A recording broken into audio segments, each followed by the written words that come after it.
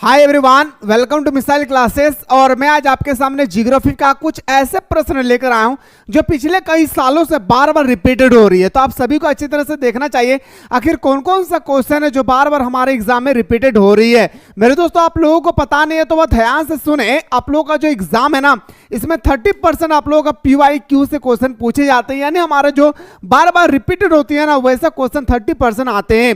तो मेरे दोस्तों, आज मैं आप लोगों के सामने ज्योग्राफी लेकर आया हूं। इसके बाद आप लोग हिस्ट्री का देखना चाहते हैं कि सर हाँ, एक बार आप जल्दी से इतिहास का दिखा दीजिए कि अगर किस प्रकार से हमारा रिपीटेड क्वेश्चन होती है, हम लोग देखना चाहते हैं तो कमेंट सेक्शन में दबा करके कमेंट करें। मैं आप लोगों को अभी बताने की पूरी कोशिश करूंगा। देखिए मेरे भाई, पहला क्वेश्चन आपके स्क्रीन पे है। अच्छा, दूसरा क्वेश्चन है भाई। चलिए, पहला क्वेश्चन मामा घर गया घूमने के लिए।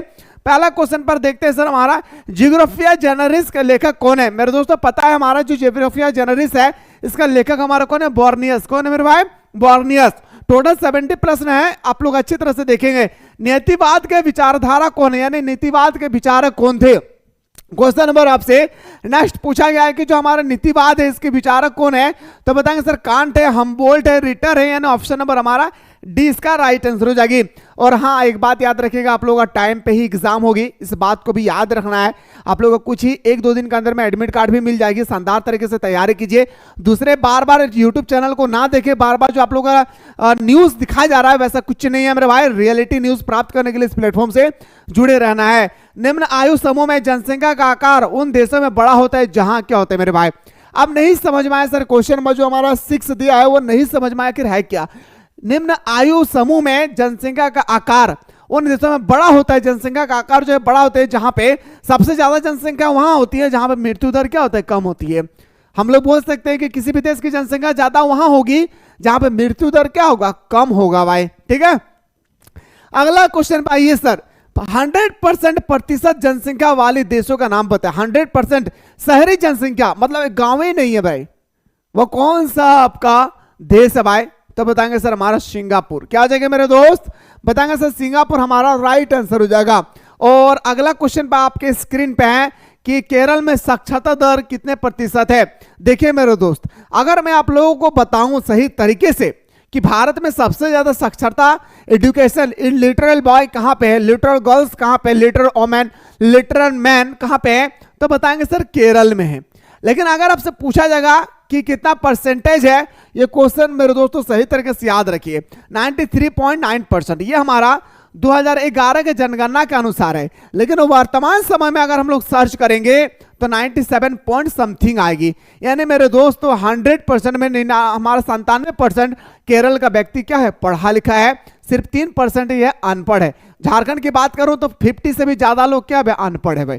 ठीक है, आइए सर बात करते हैं। अगला क्वेश्चन आपकी स्क्रीन पे है, विस्तृत व्यापारिक अनाज उत्पादक कृषि नहीं की जाती है भाई।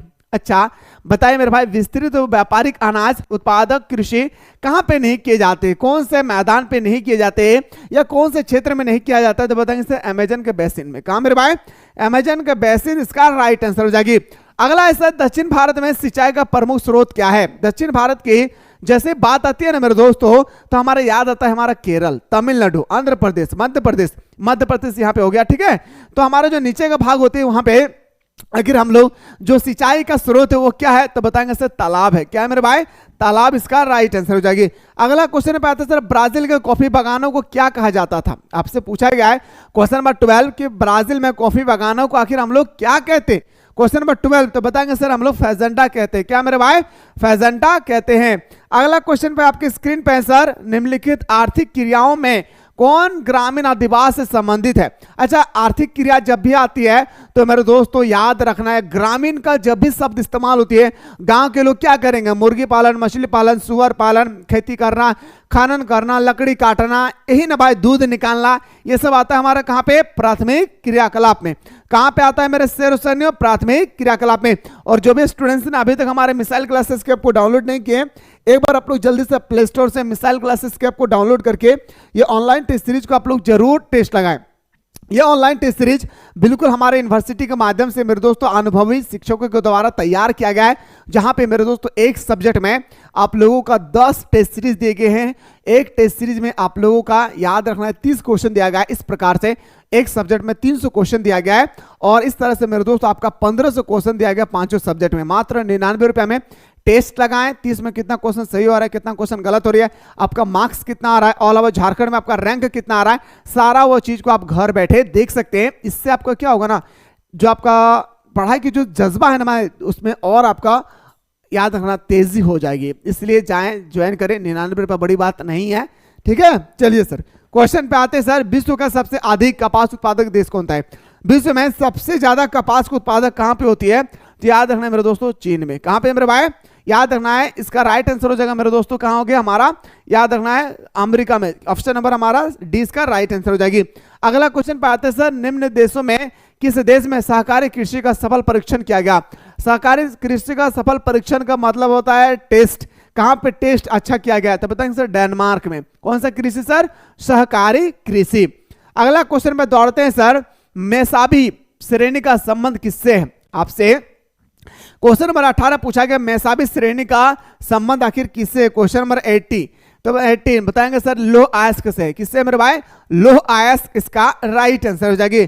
अगला है सर, बॉक्साइड से कौन सी धातु प्राप्त होती है? आपसे पूछा गया है जो हमारा बॉक्साइड है उससे कौन सा धातु प्राप्त होती है? तो मेरे दोस्तों एल्यूमिनियम प्राप्त होता है। कौन सा प्राप्त होती है? एल्यूमिनियम इसका राइट आंसर हो जाएगी। अगला है सर, निम्नलिखित में से कौन द्वितीय क्रियाकलाप नहीं है? देखिए मेरे दोस्तों, प्राथमिक क्रियाकलाप किसे कहते हैं, द्वितीय क्रियाकलाप किसे कहते हैं, तृतीय क्रियाकलाप किसे कहते हैं? ये 3 क्वेश्चन मैप से रिलेटेड 5 मार्क्स का एक क्वेश्चन आएगी।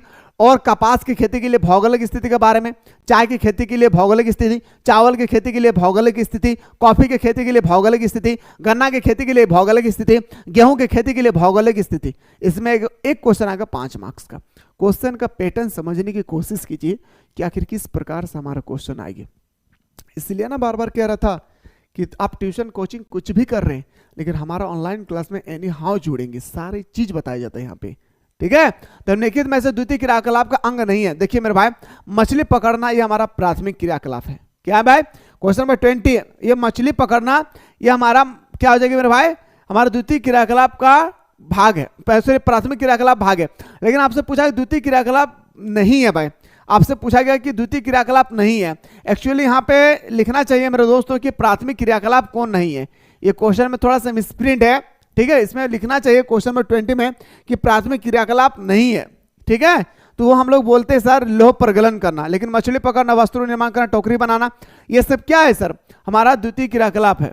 ठीक है, आइए सर बात करते हैं अगला क्वेश्चन पे। क्वेश्चन नंबर अगला प्रश्न है सर कि किस महादेश में सबसे अधिक जनसंख्या में अंतर्राष्ट्रीय पर्यटक आते हैं? कौन सा ऐसा महादेश है जहां पे सबसे ज्यादा लोग घूमने फिरने के लिए जाते हैं? वो होगा हमारा यूरोप में। कहां पे मेरे भाई? यूरोप इसका राइट आंसर हो जाएगी। बात करते हैं सर अगला कि भारत में परमाणु ऊर्जा स्टेशन कितने? भारत में परमाणु ऊर्जा स्टेशन कितना है ये आपसे पूछा गया है।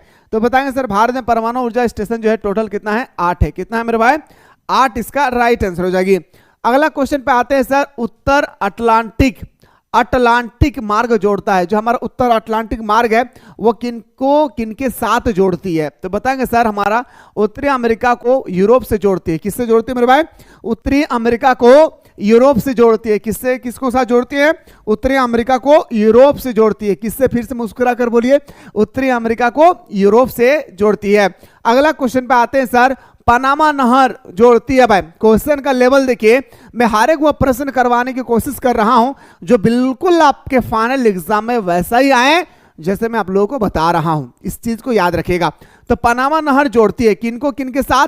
तो प्रशांत महासागर को अटलांटिक महासागर के साथ। याद रखना, पनामा जहां जोड़ती है प्रशांत महासागर को, याद रखना अटलांटिक महासागर के साथ। आइए सर बात करते हैं अगला क्वेश्चन है, दक्षिण अमेरिका राष्ट्रों में से कौन सा ओपेक का सदस्य है? देखिए मेरे दोस्त, मैंने आप लोगों को सिंटो, सीटो, नाटो, यूएनओ के बारे में बताया, सारा चीज को, सार्क, आसियान ने सारा चीज को जबरदस्त तरीके से आप लोगों को बताया था। और साथ ही साथ ये भी मैंने कहा था कि ये सब चीजों को याद रखिएगा क्योंकि हर साल बार बार कॉमन बनती है ये सब क्वेश्चन। ठीक है, रिपीटेड क्वेश्चन है। तो बताएं वेनेजुएला, क्या मेरे भाई? वेनेजुएला जो है हमारा ओपेक का सदस्य देश है। अगला क्वेश्चन पे आइए सर, बात करते हैं अंतरराष्ट्रीय व्यापार कितने प्रकार का होती है। अंतरराष्ट्रीय व्यापार जो है हमारा 2 प्रकार का होता है। कितना प्रकार का मेरे भाई? क्वेश्चन नंबर 29 का 2 प्रकार हमारा सही उत्तर हो जाएगा। अगला क्वेश्चन पे आते हैं सर कि किसी झील के चारों ओर बसा गांव किस प्रतिरूप में आती है। अच्छा, झील है, मान के चलिए कहीं भी बह रहा है हमारा झील है भाई, तो झील के किनारे जो हमारा बस्तियां बसी हुई है भाई, ये बस्तियां जो बसा हुआ है ना, ये आपसे पूछ रहा है ये किस प्रकार की होती है। तो हमारा झील के किनारे जो बस्तियां होती है मेरे दोस्तों, वो हमारा एक तरह का देखा जाए तो क्या होती है, एक तरह का हमारा वृत्ताकार होती है। क्या होती है मेरे भाई? वृत्ताकार होती है। और ऑप्शन नंबर हमारा बिल्कुल सही तो हो जाएगा क्या? तो बताएंगे सर, ऑप्शन नंबर हमारा राइट आंसर हो जाएगी, 20 का राइट आंसर हो जाएगा। अगला क्वेश्चन में दौड़ते हैं सर। क्वेश्चन नंबर नेक्स्ट आपसे पूछा गया है, निम्नलिखित राज्यों में से किसकी जनसंख्या सर्वाधिक है। अब यहाँ पे आपको बात करना है, आप सभी को पता है कि भारत में सबसे ज्यादा, नहीं पता है तो सुन लीजिए, भारत में सबसे ज्यादा जनसंख्या वाला राज्य उत्तर प्रदेश, सबसे कम सिक्किम, क्षेत्रफल की दृष्टि से भारत का सबसे बड़ा राज्य राजस्थान, सबसे छोटा गोवा, भारत का सबसे पढ़ा लिखा राज्य केरल, सबसे कम पढ़ा लिखा राज्य बिहार। ये सब चीजें जो होती है ना मेरे दोस्त, सबसे लंबी तटरेखा वाला राज्य गुजरात। ये सब आपको कॉमन चीजें हैं जो आपको याद रखना है भाई। कुछ कुछ चीजें होती है जो आपका कॉमन होता है, वो आप सारे चीजों को अच्छी तरह से याद करना है, ठीक है। तो बताएंगे सर, इसमें उत्तर प्रदेश हमारा राइट आंसर हो जाएगा, ठीक है। अगला क्वेश्चन नंबर नेक्स्ट पे आते हैं सर, निम्नलिखित में से 2011 की जनगणना के अनुसार भारत की जनसंख्या कितनी है। मोदी सरकार कहते थे मेरे 125 करोड़ देशवासियों, क्या कहते थे? मेरे 125 करोड़ देशवासियों कहते थे या नहीं? मतलब मेरे दोस्त याद रखिएगा वो 121 करोड़, और वर्तमान समय में हमारा देश की आबादी 140 करोड़ भी पार हो चुकी है। अगला है सर, निम्नलिखित में से सर्वाधिक जनसंख्या वाला मेगा नगर। देखिए मेरे दोस्त, आपसे यहाँ पे मेगा सिटी का नाम पूछा गया है, क्वेश्चन नंबर 38। थोड़ा सा गौर करेंगे और कंफ्यूजन नहीं होना भाई। मुंबई में सबसे ज्यादा कहा मेरे भाई, लोगों की संख्या मुंबई में 4 को मेगा नगर है भाई। मुंबई, दिल्ली, कोलकाता, चेन्नई, मुंबई, दिल्ली, कोलकाता, चेन्नई, मुंबई, दिल्ली, कोलकाता, चेन्नई, चारों मेगा नगर का नाम याद रखिए, क्योंकि ये एक क्वेश्चन कभी कभी मेरे दोस्तों 1 मार्क्स का या कभी 2 मार्क्स का पूछा जाता है कि भारत के 4 मेगा नगरों के नाम लिखे, तब लिखेंगे मुंबई, दिल्ली, कोलकाता, चेन्नई, ठीक है। आइए अगला क्वेश्चन में बात करते हैं। क्वेश्चन नंबर नेक्स्ट, निम्नलिखित में से कौन पर्यटन नगर है, कहां पर लोग खास करके घूमने फिरने के लिए आते हैं, और समय मिले तो आप भी मेरे दोस्त एक बार घूमने के लिए जरूर जाएंगे। नैनीताल का झील, कहां पे? नैनीताल का झील, उत्तराखंड, जरूर जाएं सक्सेस होने के बाद, खास करके अपने दिलरुबा को लेकर के। दिलरुबा मतलब समझ गए ना भाई, human index, HDI, human development index, मानव विकास सूचकांक का संस्थापक डॉक्टर महबूबुल हक। डॉक्टर महबूबुल हक किस देश के निवासी थे? तो बताएंगे मेरे दोस्तों, वो हमारा निवासी था किस देश का? तो पाकिस्तान का, ठीक है। तो सुनिएगा, तो 2011 के रिपोर्ट के अनुसार विश्व में भारत का मानव विकास सूचकांक में कौन सा स्थान है? तो 115वां। कितना मेरे दोस्तों? ये क्वेश्चन को लेकर काफी कंफ्यूजन भी होती है, क्वेश्चन नंबर 14 याद रखिएगा, ठीक है। चलिए अगला क्वेश्चन पे दौड़ते हैं सर। अगला प्रश्न पे है, फरीदाबाद किस राज्य का एक शहर है? फरीदाबाद जो है 42, फरीदाबाद किस राज्य का एक शहर है? तो बताएंगे सर हरियाणा। क्या मेरे भाई? हरियाणा। हरियाणा की राजधानी चंडीगढ़। उदयपुर नगर किस राज्य में स्थित है? तो बताएंगे सर उदयपुर हमारा राजस्थान पे है। राजस्थान की राजधानी जयपुर। फल एवं सब्जी प्रदेश का विस्तार भारत किस देश में है? फल एवं सब्जी प्रदेश का विस्तार, सबसे ज्यादा विस्तार कहां पे है ये आपसे पूछा गया है। तो हिमाचल प्रदेश में। कहां पे? हिमाचल प्रदेश में। हिमाचल प्रदेश में होने का भी कारण है, क्यों? क्योंकि यहाँ पे नमी बनी होती है, नमी, और जहां पे नमी होती है ना मेरे दोस्त, वहां पे फसल का उत्पादन ज्यादा से ज्यादा होता है। इस बात को भी याद रखना है सर। अगला क्वेश्चन पे आते हैं सर, निम्नलिखित में से एक भूमि उपयोग सर्वंगम में नहीं है, कौन नहीं है? आपसे 45 यहां पे पूछा गया कि कौन नहीं है भाई, ठीक है। तो बताएंगे सर हमारा राइट आंसर होगा हमारा मैदानी भूमि। क्या आ जाएगा मेरे भाई? 45 का हमारा बिल्कुल सही तो हो जाएगी क्या? मैदानी भूमि, याद रखना, ठीक है। अगला क्वेश्चन पाते हैं सर। क्वेश्चन नंबर नेक्स्ट पे दौड़ते हैं सर। अगला प्रश्न आपकी स्क्रीन पे कि बताइए जल्दी से हमें कि निम्नलिखित में से कौन फसल रोपण फसल है? रोपण फसल जो होती है वो लिक्विड पदार्थ में होता है। रोपण फसल जो होती है वह पूरी तरह से लिक्विड पदार्थ होता है। लिक्विड का मतलब होता है बह जाना। और याद रखिएगा, गेहूं बहता है क्या? नहीं। मक्का बहती है क्या? राई बहता है क्या? लेकिन हमारा कोको, चाय, कॉफी, रबड़, ये सब क्या है सर हमारा? तो याद रखना है रोपण फसल में आता है। अगला निम्नलिखित में से कौन सा भू उपयोग स्वर्ग नहीं है? फिर से आपसे क्वेश्चन आ गई, तो बताएं सीमांत भूमि। क्या मेरे दोस्त? सीमांत भूमि। और हिस्ट्री के बाद, सॉरी आपका ज्योग्राफी के बाद अगर इतिहास का भी देखना चाहते हैं सर कि कौन कौन सा ऐसा प्रश्न है जो बार बार रिपीटेड होती है, तो एक बार आप लोग जल्दी से कमेंट सेक्शन में कमेंट करें। मैं आप लोगों तक जितना ज़्यादा हो सके आप लोगों को हेल्प करूं, ताकि मेरे दोस्तों आप लोग अच्छा मार्क्स आएँ और आप अपने माँ बाप का नाम रोशन करें। और रिजल्ट अगर आपको दिल खुश करने वाला मिल जाए तो मिठाई जरूर भेजिएगा, है ना। बहुत मेहनत करता हूं मेरे दोस्त। आइए सर अगला बात करते हैं, निम्नलिखित में से कौन सी खाद्य फसल है? खाद्य फसल मतलब जिससे हमारा पेट भरता है, मक्का हमारा राइट आंसर हो जाएगी। अगला, निम्नलिखित में से किस नदी की जल उपयोगी सबसे अधिक? अच्छा, भारत का वो कौन सा नदी है जिसका जल सबसे ज्यादा लोग उपयोग करते हैं? भारत में एक नदी है जिसका जल सबसे ज्यादा उपयोग में लाया जाता है, वो नदी का नाम आपसे पूछा गया है, तो बताएंगे सर गंगा नदी। याद रखना है मेरे दोस्त, कौन सा नदी? गंगा नदी हमारा सही उत्तर हो जाएगा। अगला है सर, निम्नलिखित में से किस राज्य में उसके कृषि क्षेत्र का अधिकतम प्रतिशत नहर सिंचाई के लिए आते हैं? अच्छा, मतलब आपसे पूछा गया ना कि भारत का वो कौन सा राज्य है जहां पे फसलों की सिंचाई के लिए सबसे ज्यादा हम लोग किसका इस्तेमाल करते हैं? नहर का इस्तेमाल करते हैं। किसका? कैनल का हम लोग सबसे ज्यादा इस्तेमाल करते हुए आपसे पूछा गया है, वो कौन है? तो बताएंगे सर उत्तर प्रदेश। क्या बताएंगे मेरे भाई? उत्तर प्रदेश सर इसका राइट आंसर हो जाएगी। अगला है निम्नलिखित में से कौन एक भारत की सबसे कम मिट्टी ढोने वाली नदी है? मतलब जैसे देखिए पानी जहां पे बहती है ना, तो मिट्टी को भी बहाकर लेकर चले जाते, तो आपको बताने कि भारत को वो कौन सा नदी है जहां पर कम मिट्टी को बहाकर लेकर जाते? सतलज नदी। कहां मेरे भाई? सतलज नदी सर। अगला क्वेश्चन पे, अगला सर, तालाबों द्वारा सबसे अधिक सिंचित क्षेत्र किस राज्य में? अच्छा, तालाब से जैसे हम लोग बांध पोखर बनाते हैं ना भाई, पौंड, उसमें उसका पानी सबसे ज्यादा किस राज्य में इस्तेमाल होती है सिंचाई के क्षेत्र में? तो बताएंगे सर तमिलनाडु। कहां पे मेरे भाई? तमिलनाडु इसका राइट आंसर हो जाएगा। अगला है सर, विजयनगर इस्पात केंद्र किस राज्य में अवस्थित है? विजयनगर इस्पात केंद्र जो है किस राज्य में स्थित है, ये आपसे पूछा गया है, तो कर्नाटक में। कहां मेरे भाई? कर्नाटक की राजधानी बेंगलुरु, याद रखना है। अगला है सर, निम्नलिखित में से किस स्थान पर प्रथम परमाणु ऊर्जा स्टेशन स्थापित किया गया था? देखिए मेरे भाई, प्रथम आपसे पूछा गया पहली बार हमारा परमाणु ऊर्जा, अभी मैंने बताया टोटल कितना है भाई? 8 है। तो पहली बार जो स्थापना किया था ना वो हमारा तारापुर में। कहां पे मेरे भाई? याद है 55 का क्या हो जाएगी? तारापुर हमारा राइट आंसर हो जाएगा। ठीक है, इसको ख्याल रखना है, भूलना नहीं है। नवामुंडी लो आयस्क के क्षेत्र स्थित है। आपसे पूछा गया है 62 में कि नवामुंडी लो आयस्क के क्षेत्र प्रसिद्ध है, आखिर किसके लिए ये पूछा गया है? तो बताएंगे सर हमारा झारखंड के लिए। किसके लिए मेरे भाई?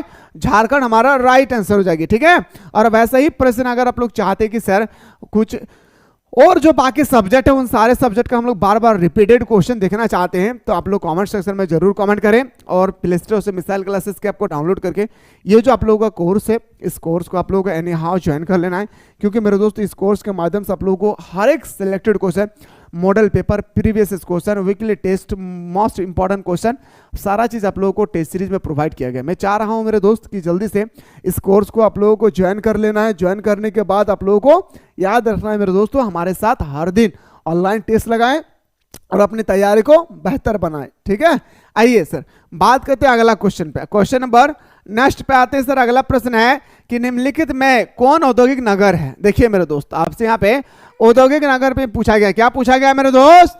औद्योगिक नगर जहां बड़े बड़े फैक्ट्री, और मैंने बताया था भारत का 4 स्टील प्लांट, याद रखना है। एक स्टील प्लांट के बारे में 100% क्वेश्चन देगी। हमारा पहला बोकारो स्टील प्लांट, दूसरा भिलाई स्टील प्लांट जो छत्तीसगढ़ में है, राउरकेला स्टील प्लांट जो उड़ीसा में है, और दुर्गापुर स्टील प्लांट जो पश्चिम बंगाल में है। 4 प्लांट को याद रखना है। कितने प्लांट को? 4 प्लांट को एकदम अच्छी तरह से याद रखना है। आपके एग्जाम में 100% क्वेश्चन छपती है मेरे दोस्त, हर साल छपती है। तो हमारा जमशेदपुर हो जाएगा। ऑप्शन नंबर हमारा बिल्कुल सही तो हो जाएगी, ए इसका राइट आंसर हो जाएगी। अगला है सर, नेताजी सुभाष चंद्र बोस अंतरराष्ट्रीय हवाई अड्डा कहां स्थित है? अंतरराष्ट्रीय जो आपसे पूछा गया, नेताजी सुभाष चंद्र बोस जो है ये हमारा हवाई अड्डा कहां पर स्थित है आपसे पूछा गया है। याद रखना है मेरे दोस्त, बताएंगे सर हमारा, याद रखना, पश्चिम बंगाल में है। कहां पे? तो बताएंगे सर पश्चिम बंगाल, इसका बिल्कुल राइट आंसर हो जाएगी। अगला क्वेश्चन पे आते हैं सर। क्वेश्चन नंबर नेक्स्ट है, राष्ट्रीय राजमार्ग नंबर 4 नेशनल हाईवे, याद रखना है मेरे दोस्त, नेशनल हाईवे 4 किनको किनके साथ जोड़ती है? नेशनल हाईवे किनको किनके साथ जोड़ती है? चेन्नई को मुंबई से। किनको मेरे भाई? चेन्नई को मुंबई से जोड़ती है यार। कहना अपने मम्मी से कि माँ तेरे पसीने की हर एक बूंद को मैं मोती सा चमकाऊंगा, तू सपने बड़े देखना, मैं पूरा करके दिखलाऊंगा। रिजल्ट के दिन में इतना मेरे दोस्त अपने परिवार को खुशी होनी चाहिए कि मेरा बेटा इतना मार्क्स लाया है, मेरा गांव में नाम रोशन किया है, मेरा नाम शहरों में रोशन की है। सारा चीज को आपको अच्छी तरह से आना चाहिए, इस चीज को याद रखना है।